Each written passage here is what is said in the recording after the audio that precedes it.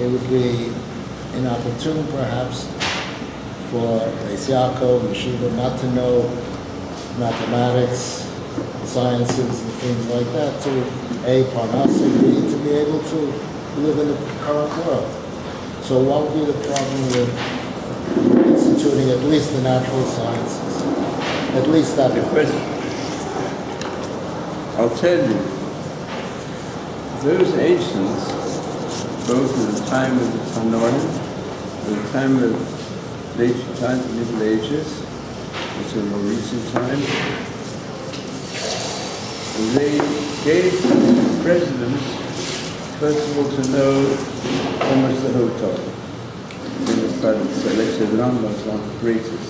Philosophers and scientists of his day, but his first 20 years, he mastered the Babylonian and the Yerushalayim Talmud, and all the early Tanoim, that's the basis for it. Then afterwards they picked up. And today also, to give you an example, I happen to have known some of the greatest scholars of the previous generation, like Shlomo Zalman and Baruch Yitzchak. They were great experts. It's Shlomo Zalman, who's was enormous Talmud Chacham, and who gave up very many halachic works. He was an expert in many different sciences, because the sciences we use, like the Gaon of Vilna, which is the greatest, as I mentioned yesterday. But he used to say that, that all the other sciences, like also Rambam said, Rambam used the mashal, they're all used as the cooks and use the word tabachim, the shamashim, and there are the servants who prepare all the food. And so therefore it's necessary. Even there's some who explain, like the Gaon of Vilna, he said also the 7 branches of the menorah, the central branch basically represents the light of the Torah, and the other branches, they represent the various sciences that are all enlightened through the Torah. It's through the Torah that you understand the sciences better, and that you will use them for construction instead of, as happens today, for destruction. Today, the teaching of science in nearly all colleges and universities is it's sometimes with a destructive motive, to teach them how to produce better arms. You can analyze how much education as well as money is invested in producing better armies and better airplanes, better weapons. It's preparation for destruction of mankind. I tell you, it's very interesting that the granddaughter of the Horovitz, who went off a bit and went to college, and she came to me and said, why don't you, the same question you asked me, you concentrate all the time on learning and teaching Torah. Why don't you support scientific investigation, which is progressing at such a fantastic rate, it's changing the whole world? His answer was, we invest in producing good human beings, and the sciences invest in producing weapons of destruction to destroy the human character of man. This is what's happening today. Therefore, we're at an age where it's very important to give priority first, after you've learned. In fact, it's interesting because in my own instance, where my father especially, was very keen on Torah learning, he was equally keen, I must get university education. In fact, I got a free scholarship to go to Oxford. I didn't want to go to Oxford, then I went to university. So, youngster, and I followed my father's side. Felt I had to follow to some extent. What did I do though? I took the entrance examination to the universities I skipped a few years, and I was able to go to Yeshiva and get my entrance scholarships to London University. Even when I was at London University, I was able spend half the year, because I did the exams quickly and so on, half the year I learned Torah. And I saw learning Torah is the best preparation for excelling in any other subject. And that's what's happening today. What happens today, did you know that in the intelligence service of the army, they make great use of people, Avrichim. Avrichim, who are disciplined, which you can see what the Avrichim here do. They learn, they concentrate, they master the different tractates of the Gemara. And when they have to go out to the market, they are in great demand in all high-tech. They're much better in produce the excellence in high-tech than any other group, if you want to speak about a group. And those who've learned Torah for such a long time, they're the best. I was chaplain to the highest level grammar school, that's called high school in England, the Manchester Grammar School, where they also, parents, instead of sending them to Jewish schools, if they're in a high level of intelligence, so they send them to this school. Now I was chaplain there, and in addition to giving talks to many no Jewish education, but there were quite a lot that came from homes where they gave you Torah learning as well. I gave a shiur in the Gemara for the sixth formers who were entering get scholarships for Harvard and Yale University and Oxford and Cambridge, and the parents objected. They said, why do you give this Talmud shiur when they should be concentrating on preparing for their entrance to the highest universities? The most brilliant minds of the Jewish community in Manchester were there. So I got a letter from the High Master, they called the headmaster of that school, Manchester Grammar School, in which he said he encourages them to join the Talmud shiur because they have better results in all the exams than those who don't have the Talmud shiur.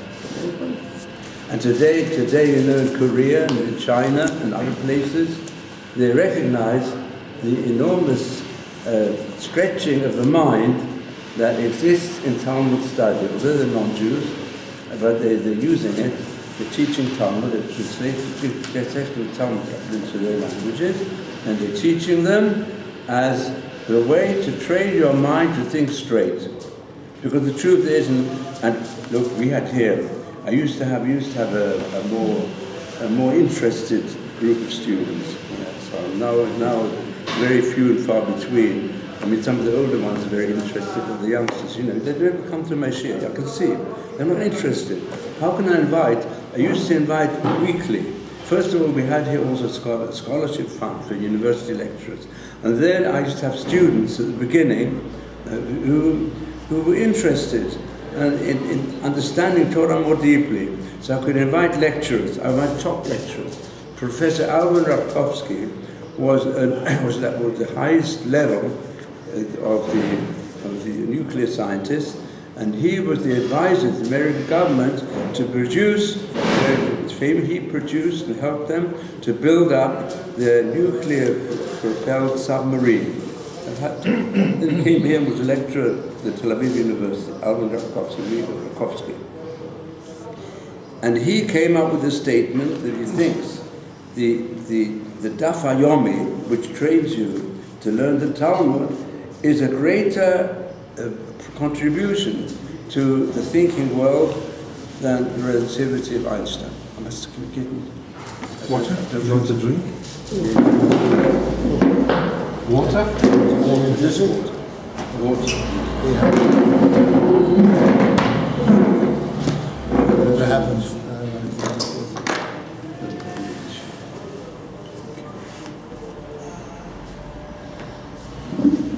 רפואה שלמה.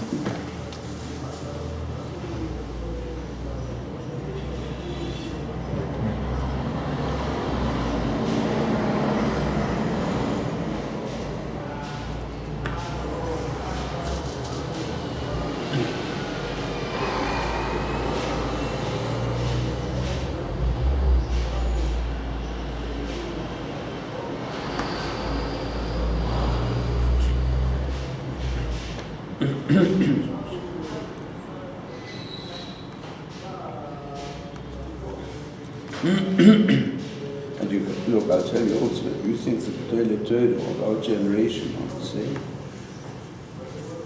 When I discussed, had the privilege to discuss with the Rebbe, also questions of Yerusha, because he had his point of view. He believed that all extrapolations. And also I discussed his point of view. It's a book, we've got it.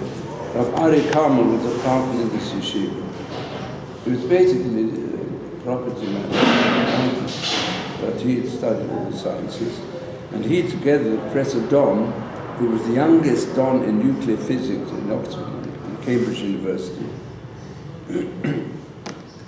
You could get quite a lot of shiurim in the yeshiva. So they produced together a book called The Challenge. It's the challenge of Torah to science. And it provides you to read that. And you can read the English translation also. There's a discussion with the Lubavitcher Rebbe. So the Lubavitcher Rebbe studied and gave shiurim all the time. I know also when he gave a shiur in France, and I hope some people went to that shiur, he gave a shiurim without a sefer in front of him. He knew the Talmud with the commentaries by heart, the Lubavitcher Rebbe. And of course in his early years he studied very intensely. He got degrees in science from the 4 major universities, from the Sorbonne, from Heidelberg, from 2 others, from Berlin University also, 4 universities. So when I discussed this, because also I used to give regular talks to high school students and to college students. I was chaplain to the University of Manchester and so forth. So I was at that time I studied, for example, the subject of evolution. I studied what was available up to date, pro and against. And all the different also types of interpretations which could be given, how to really understand it well. So I brought certain points which go against the Lubavitcher Rebbe's view. If you look, I can't go into that now. I was going to start the Agodas for Pesach today. But he was a scientist on the top level. Professor Brandenburg, who was a top scientist in Russia, and we love Lubavitcher Chosed, he was amazed. And in fact, if he said that the Lubavitcher Rebbe had a better understanding of many aspects of the most advanced science of today than any professor. He was a top professor, Professor Brandenburg. What did Professor Brandenburg do? Because he formed an organization called Shamir, which was, first of all, for Russian scientists, many from Korea and others. And I can also tell you, even the Richard Silber, that's how he was teaching in Yeshiva for 25 years, came from Russia. I mean, he was a brilliant man. He was at the highest level also of understanding science. But his whole being was immersed in learning Torah. So he made every year, I know it's still going on, he made every year an international conference on Torah and science in the army, addressed by Orthodox scientists. And today also, that's what I said, today it's for this Knesi idea, I also thought it's very important to get here in Israel, there are also such scientists.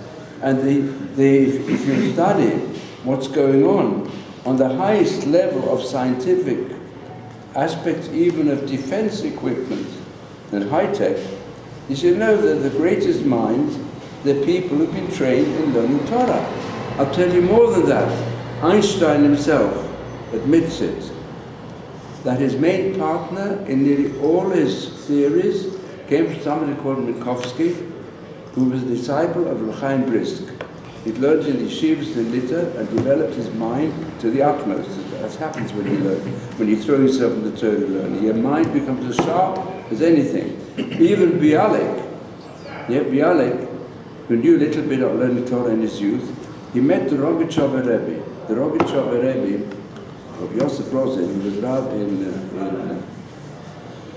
Twins, and he wrote many brilliant Sfarim in Torah, and made a parallel between Talmudical logic and the Rambam's logic. The Rambam's Sefer on logic, very important sefer. So when he met him, he said, this person is a double Einstein. So he described double Einstein, because his mind was so brilliant in every aspect. I mean, it's well known that Rosh, he could look at a photo, what did he do sometimes when he had nothing else, when he couldn't learn anything? He looked at the phone directory and memorized it in a minute. He had photographed many to the point. And I myself saw, there came to England a person from the Litter, a brilliant Ilu, a brilliant genius, and he gave a shir in the Gemara, and when he gave the shir, just to make it very attractive to everybody, he took a pen and put it through. Now can you tell me what's written in each Rashi, on this pin from each page? I mean, they're brilliant minds. I was close to Rav Kasha. Rav Kasha, we've got some of his books even in English, Encyclopedia, Biblical Interpretation, got a few volumes in English. He wrote, I don't know, with 50 or 60 volumes, Torah Shalema, the complete Torah in Hebrew. Yeah, we've got quite a few volumes here scattered, but the English ones are only 3 or 4. But it shows their brilliance, and that's what we're developing. But what they want, how do they start? You start with the children. That's where the mind develops. There's a correspondence between my father's Evetzarevo and Rav Dessler. Yeah, because I said, look, when I went to Yeshiva, I went to Gateshead. Became a bit of a disciple of Dessler. So my claim was that my father was reared in Torah Derech Eretz, and he never merited really to go to a proper yeshiva, but he learned a lot from his own father, who was a very big Talmud Chacham. He always learned as well. It's a prominent lawyer. He was learning. So Rav Dessler said, even Rav Herzog, one of the examples of Rav Herzog, I think, had 20 university degrees. Yeah? So my father brought up Rav Herzog, 20 university. Rav Herzog, in his early life, he learned Torah and became brilliant in Torah. He was only a short time yeshiva, mainly learned by his father. But he learned non-stop. And he knew also that the Talmud, I was quite close to Rav Herzog, the first chief rabbi of Israel.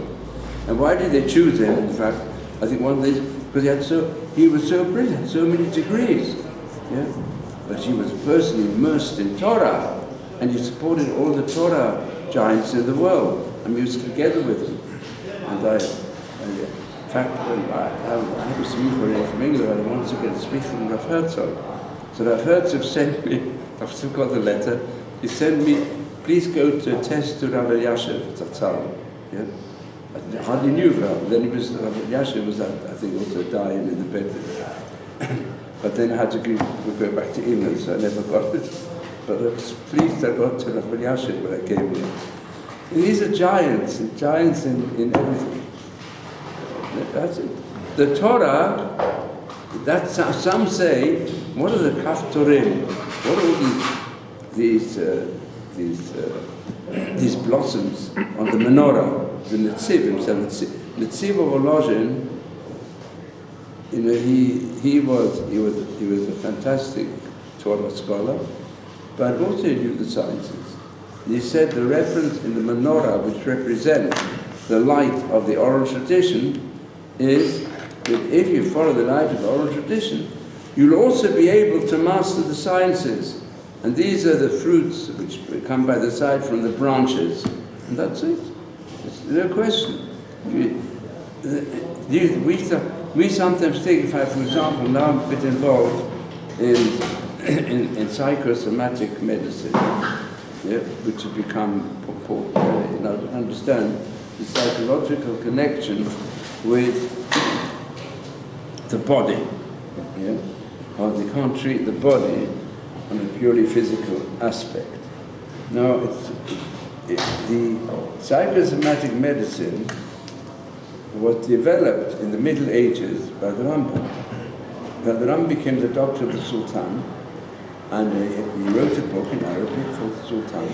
It's called Hanagat HaBriut in Hebrew. Meaning, how should a person have a healthy life? And and he wrote other works on psychosomatic medicine his time. Some of them were translated to Latin, and some not. But now they're translating them all because they have great insights into the modern development where people understand you can't treat illnesses just from a physical aspect. You've got to go together also with the mental emotional aspect. They're interrelated. Where's the root for it? The root of it is in the Chumash. But the Chumash says, right near the beginning, Hashem said, that's the bitter waters, when it came to the bitter water, they were sweetened through the piece of salty wood which Moshe had to throw into this water. It became sweetened. So it says there that if you and you fulfill all the mitzvot and you learn the Torah, then you'll see all the sicknesses and plagues I brought upon the Egyptians that existed in Egypt, I won't put upon you, because I am your doctor. In fact, we've got here in the yeshiva a genius. I only realize it now because of certain situations. It's called Dr. Arturo. And Dr. Arturo, my son learns with him, he is a top scientist and he keeps up to date. And he understands that this is, he gave me a chidush yesterday, or 2 days ago, that when it says a few times in the Chumash, the sicknesses of Egypt I won't put upon you, and then it says, I'm taking you into a land which is different to Egypt, and a land where, it says even, Hashem in that land, He'll bless your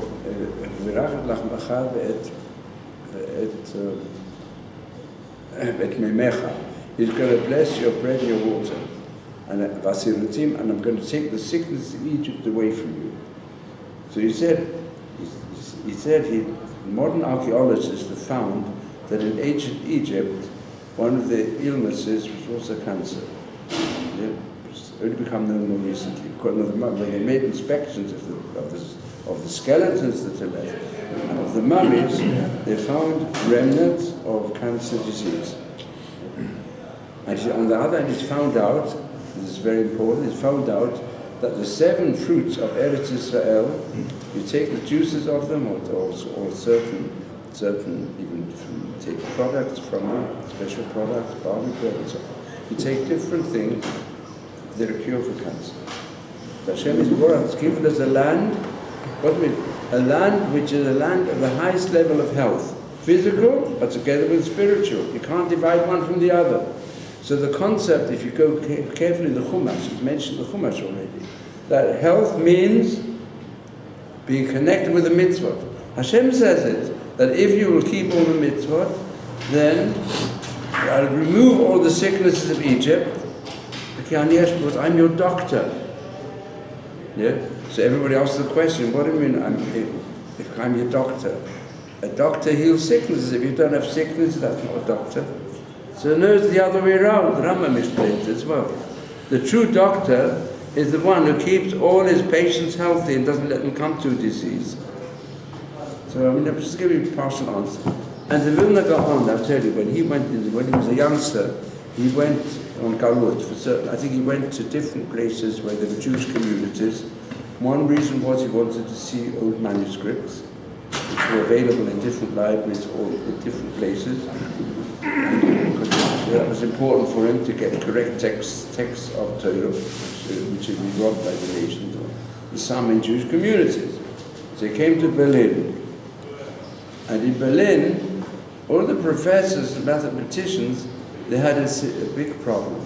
They didn't know how to answer it. So one of them said, well, there's this Jew here from Vilna who's known as a big genius in everything. Maybe ask him.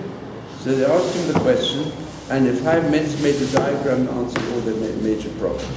It's going on today as well. I know myself, the Mid Chasidus, I was privileged to be his Talmud for 12 years in Manchester. He was the head of the Beit Din. After he became the head of the Beit Din here. He wrote his responsa cover 13 volumes. And his knowledge of, first of all, economics and business life, which you have to know if you want to decide questions with regard to interest and with regard to dealings with companies and so on. You have to be an expert in company law, things like that. Then his expertise in architecture, for mikvah, he was brilliant. When it came to electrical gadgets, brilliant. His knowledge was fantastic. The same as Shlomo Zalman wrote his books on electricity. It's going on today. But how does it work? The best way? The one who learned from the age of 6 till the age of 25 nothing but Torah. And then he in the Torah itself you've got to make. There's sections in the Gemara. I'll give you an example from a recent Nobel Prize winner, Professor Uman. You heard of it, Professor Uman? He got the Nobel Prize for his, I think for his games theory. He's a professor of games theory. That means laws of chance and so on, working all up. So he's given in some yeshivas, he's given a yeshiva that's called the Tabari Lud. There are many different puzzling situations in the Gemara. There's the laws of Kilayim, which demand geometrical knowledge on a high level. And then there's certain business laws, which are very, very complex. And there's kinnim. There are all sorts of calculations you have to make when you go into deeper sections of studying the Talmud. And he was a genius. And you can see it also, he got his games theory, which works with how do you deal with laws of chance. He takes it from the Gemara. I mean, he always studied all the different up-to-date research on it. That's it. And it's recognized, it says in the Chumash, you've got to remember the Torah because your wisdom and understanding the eyes of the nations who will say, where's there a nation that has so much knowledge of all aspects of wisdom of the world? And they'll say, it's the wisest nation in the world. And the Gemara says in one place it refers to astronomy. And the truth is, we've got here in the Yeshivat Dvar 2-volume on astronomy and the Torah, in Hebrew, called by a person who I think he was even the main astronomer in Greenwich. Greenwich is a big observatory in England. It's Greenwich Mean Time, if you heard of it. Vida it's called. So he became a Baal Teshuvah when he found out that the sages already knew, let's say, the calculation of the month better than we do today. They knew it at that time. So he started studying to find what they knew about astronomy. It's unbelievable. What's written in the Torah. So that's why we have an association of Orthodox Jewish scientists worldwide, which have helped establish a branch in Manchester. And this is I mentioned it, the Knesset Gedolah, and even Chaverei Knesset, who are top scientists, in order to reduce the ignorant type of discussion that goes on, especially anything to do with education. The people in charge of education, they've had no real education. Not in morals, for example, not in morals, and not even in their subjects. What, they should go, they have Horovitz for many years he was the head of the science section of the Ministry of Education. So when he suggested all the schools they should give an alternative for chance evolution that's produced in this world and give designer, they dismissed him. That's what goes on here. And that's what we're fighting. That's now this present, it's a question that's to be decided. If, that's true, the Haredim on the whole, at least their representatives, they don't go for demagogy. Don't go in for it. Not according to the Torah. You don't go and present with great egoism your achievements that you've got and all the different things you're going to do to change. No, don't. You know that everything in the hands of Hashem. We've got to do our best. And here you've got people, the main discussions are about the science, if you call it science, I would call it a psychological aberration of society to go, but it does exist. It's called physiology. I don't know what it is in English, but in Israel it's called physiology. Kisei, what's kisei? A throne, a place, yeah, a chair.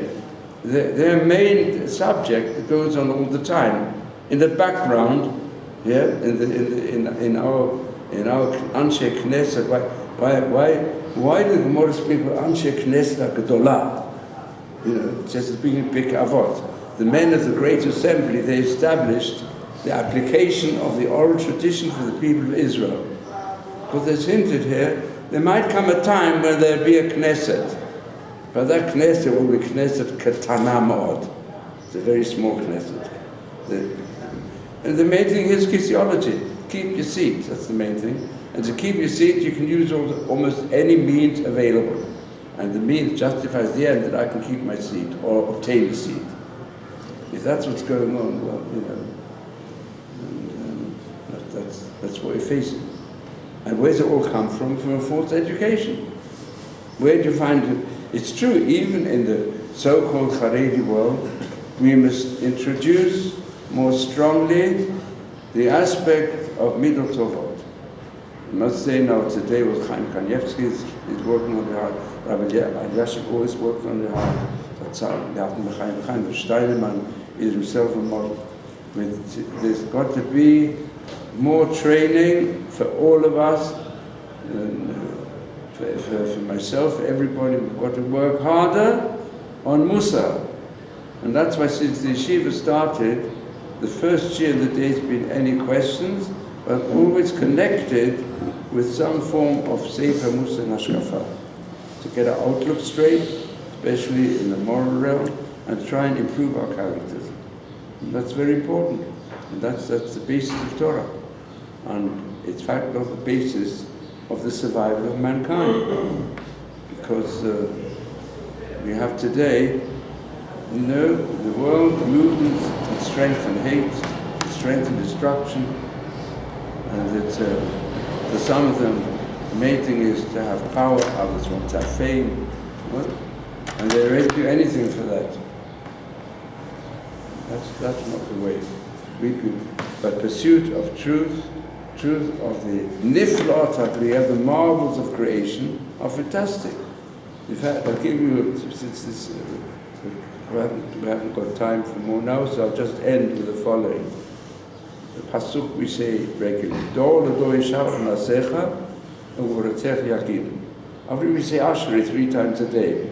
So one of the pasukim is that Dor l'do, one generation to the next, Yishabach ma'asecha will praise your deeds, Hashem. And then they will be able to describe your power.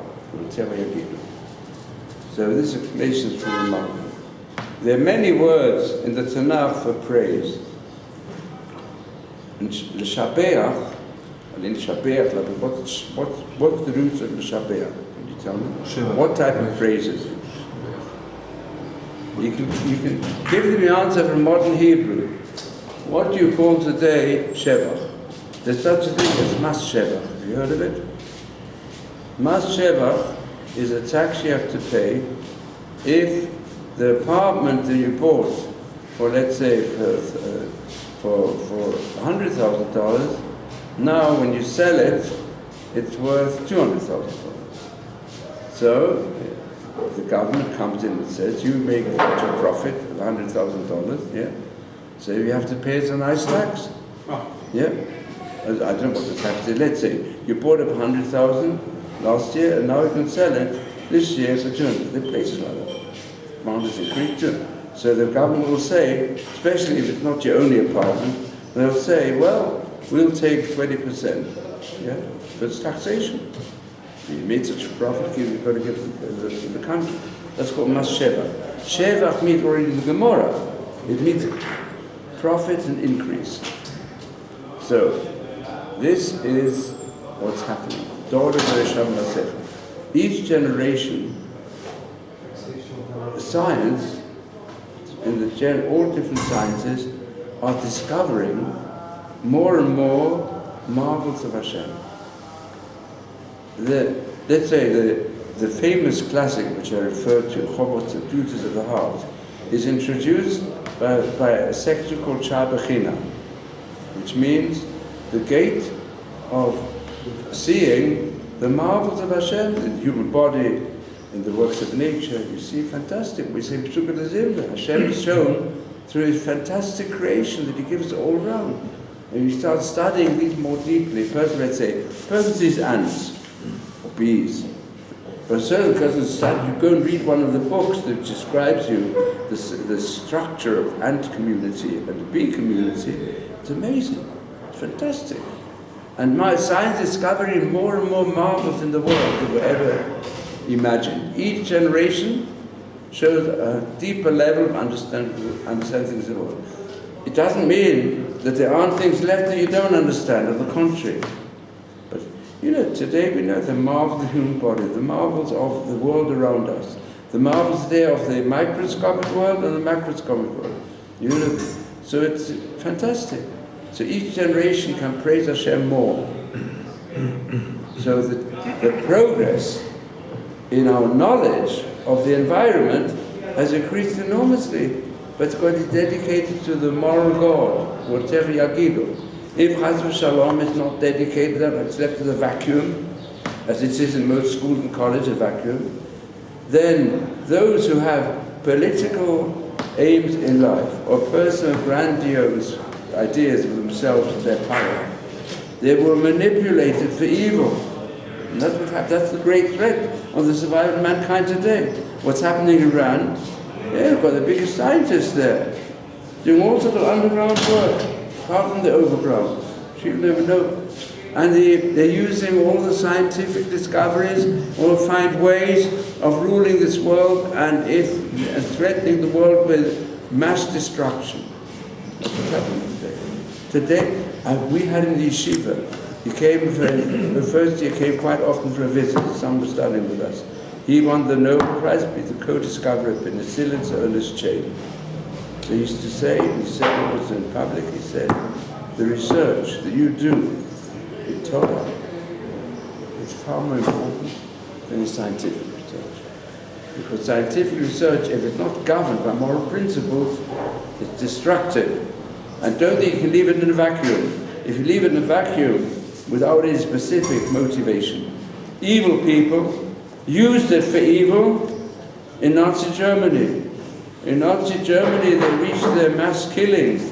That I read yesterday, I didn't know, that the Nazis killed 60 million human beings. 60 million. 6 million Jews and 60 million non-Jews.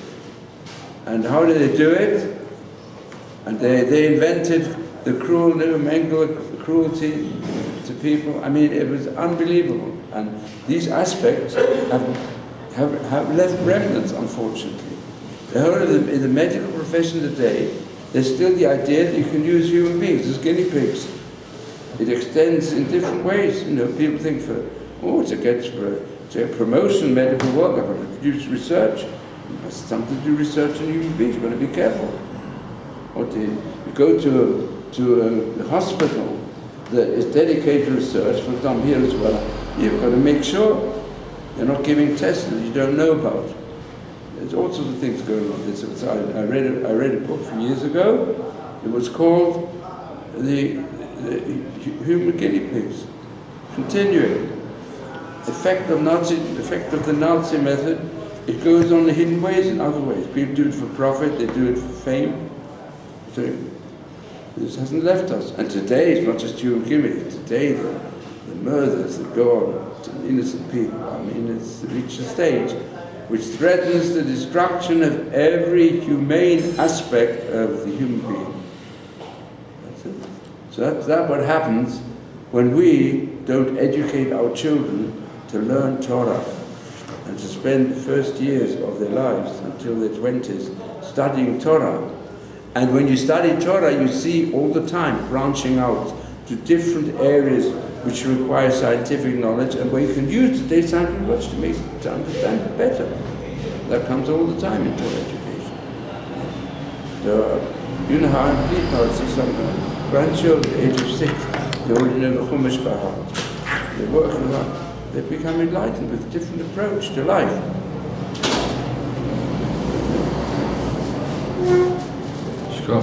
Thank you very much. Well, your question answered.